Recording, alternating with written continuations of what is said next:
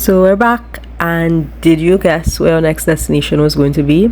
If you guessed Curacao, well then you're completely right. Now Stefan and I visited Curacao last September, so when we were planning our honeymoon, we knew we wanted to go somewhere where we could just chill and where we knew where things were and just someplace that we loved.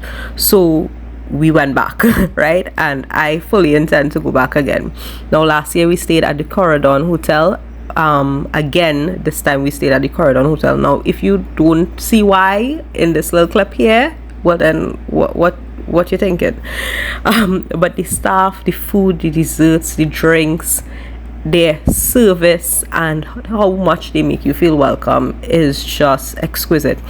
We were welcomed with a cheese plate and a little sign on the TV with our names. It was just, it didn't know how to make you feel welcome. And every night that we were there was entertainment. There was a DJ, there was fire dancing, there was a live band. Now mostly we saw entertainment on the weekends, and we did go during the August period, so I guess that's why we had entertainment on most if not all nights. But this fire dancer was lit, right? It was lit. We had an absolute time.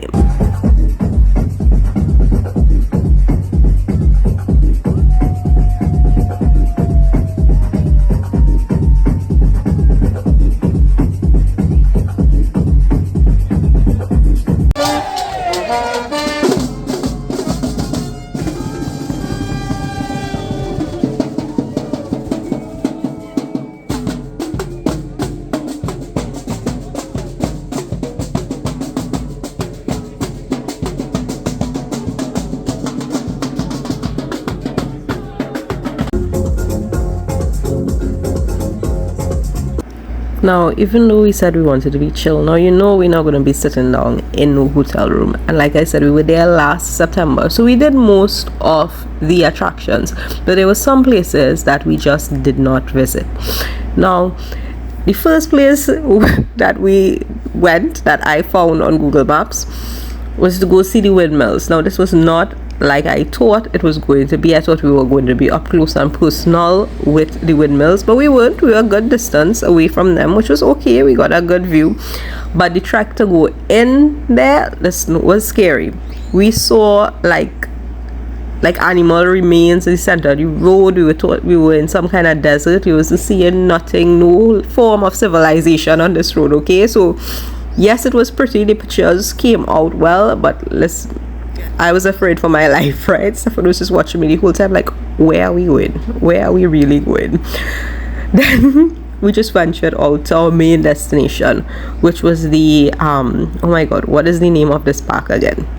Now, the name of the park. Now, I am going to butcher the name of the park. Just don't come at me, right? Just don't come at me. I cannot pronounce normal English words, so I don't know why all you would expect me to pronounce this properly.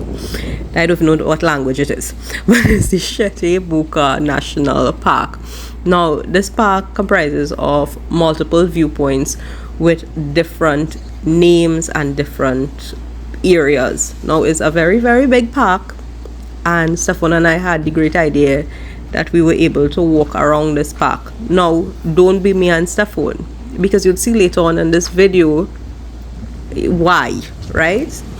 But moving on. Now, each area of this park was just so beautiful, so mind-blowing, and just so peaceful, and it was truly something to witness. We at the beginning of the park, we were given a map that had all the areas well laid out, so you could navigate throughout the park. Word of advice is do a little title stamp on your videos, so you would know where you are when you come back home and you're showing people your videos. Because as I'm telling you here now, I can't remember the name of this area of the park. Hopefully we get a little sign later on, right?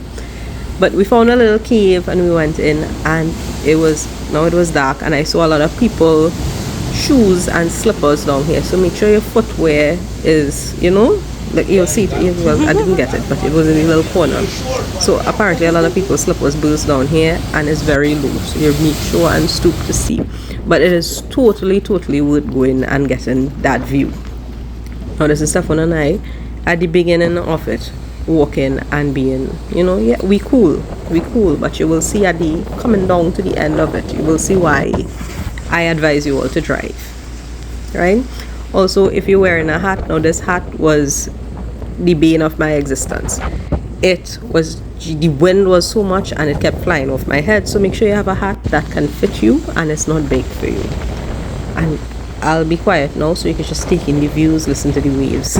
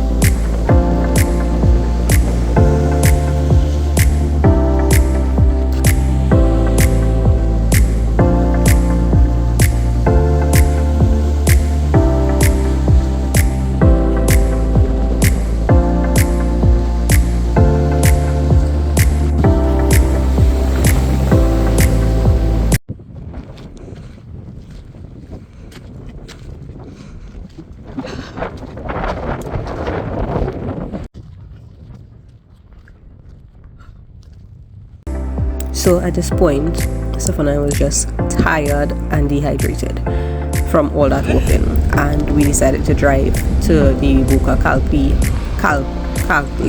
I cannot pronounce it, and the Boka pistol. Unfortunately, we missed either the pistol or the other one because we just got so tired and we literally just wanted to be in the AC.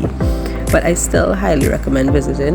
Just don't walk, try to walk the entire park like Stefan and I. That was not smart.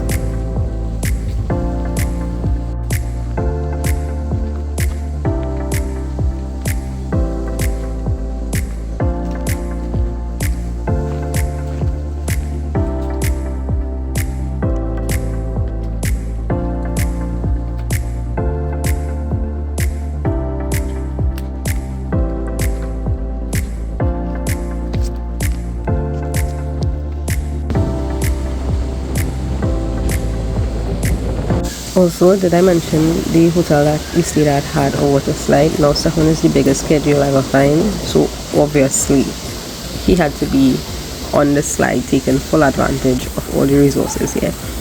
But you see the slide, that's called the Viper. I wasn't getting fooled.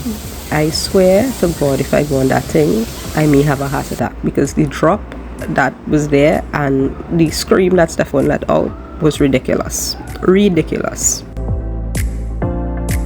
Also, something that we did differently in this trip was we visited the mall, and one mall in Curacao, and also some of the other shopping areas.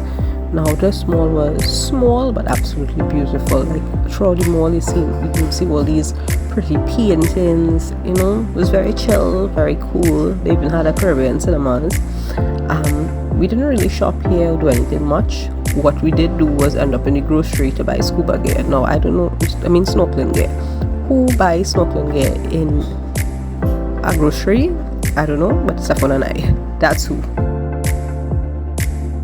Another must-do when in Curacao is walk through the city of Willemstad during the night. Now, you may not get a lot of shopping done. Many of the stores are going to be closed, but it is absolutely beautiful both day and night, and the lighting up of the Queen Emma Bridge, like that is something you cannot miss. Yeah, you just cannot miss. I mean, visit in the daytime to get your postcard pictures, but this view is amazing. So walking distance from where we were staying was the Hollander village, which was full of little boutiques and little restaurants, like street side restaurants, and these beautiful what are homes. I'm not sure if they're Airbnbs or what it was, but it looked like people were staying there. But these gardens were just so beautiful, and the place was just peaceful, and we just enjoyed our time walking around and exploring. Now, what we also realized that was walking distance from where we were staying is Willemstad and the Queen Emma Bridge. Now, you'll see that coming up later on in the video, but just take in how beautiful this place is.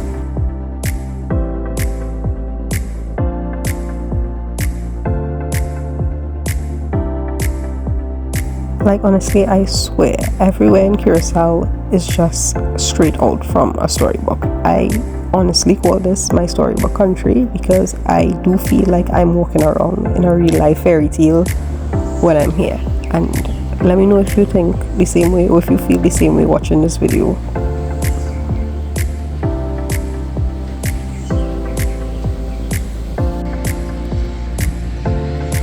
When walking from our accommodation to the Queen Emma Bridge, we came out on the Ostrich side of the bridge.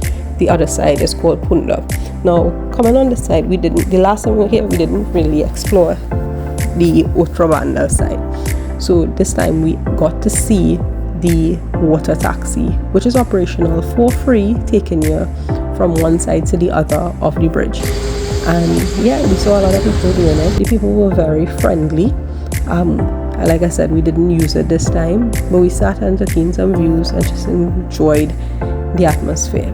Now, look at that view. How could you not sit and just admire it?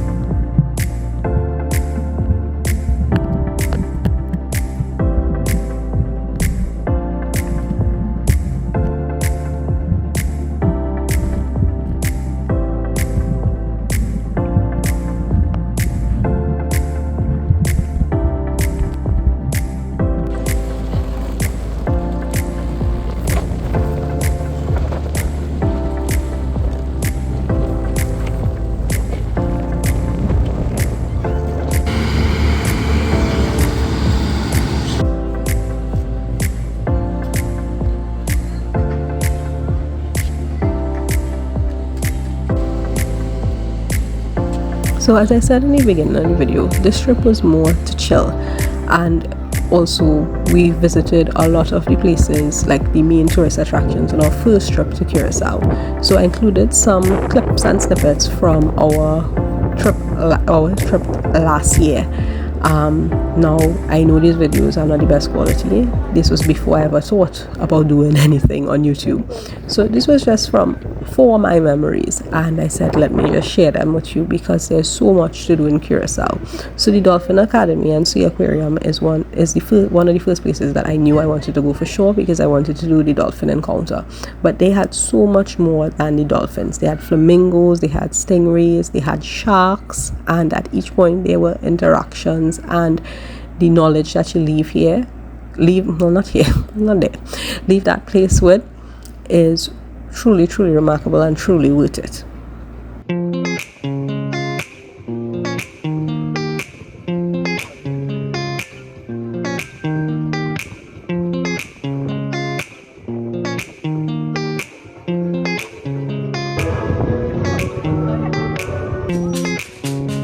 Welcome to Dolphin Academy's premier Dolphin Training presentation, a comprehensive celebration of our relationship with these extraordinary marine mammals.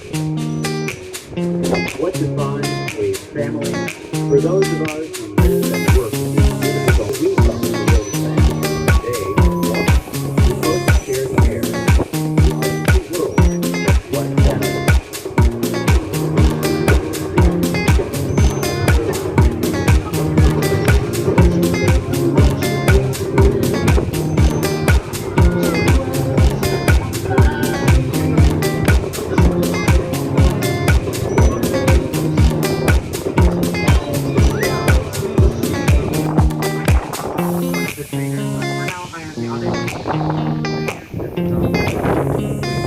We're going to start all the way in the back with what we call Dee.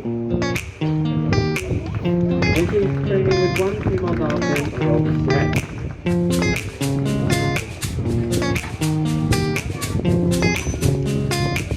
Next up is right in front of you on the big blue platform. On the left side we have trainer Kiwi. And he's training with two female dolphins. On the left we have Dee, and on the right Cooper. Dee for all the dolphins 30 years old. Next up on the big blue platform on the right we have trainer Brian. And he's also training with two female dolphins. On the left we have Andrea, and on the right we have Shete and Willemstad. Dolphin Annie. There you go.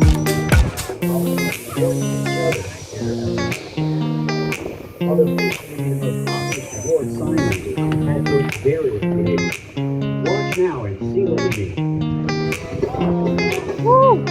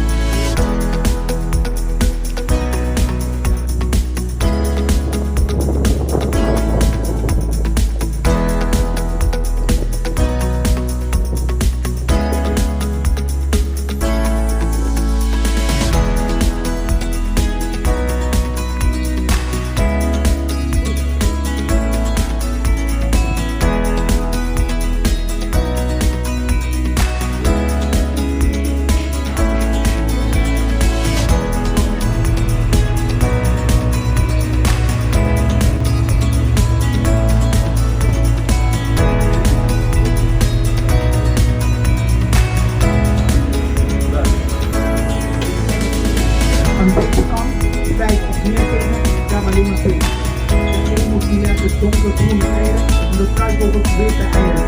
De vogels zijn vogels die kunnen vliegen, maar ze kunnen hard rennen. Ze kan 50 km.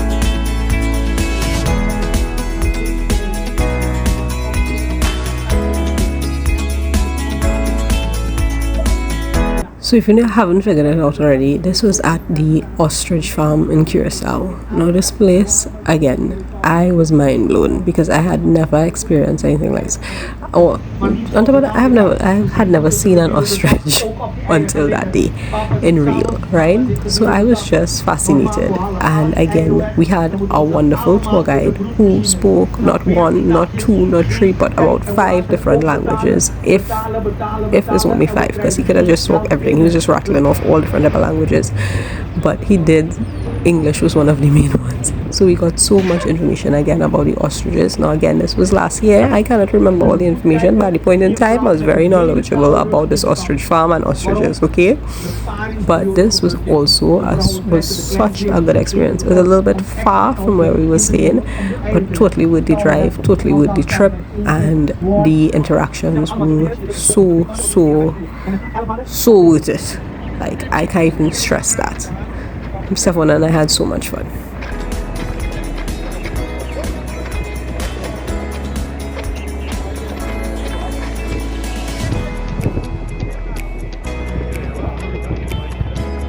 So you guys feel it, but it doesn't hurt. The only way they can hurt.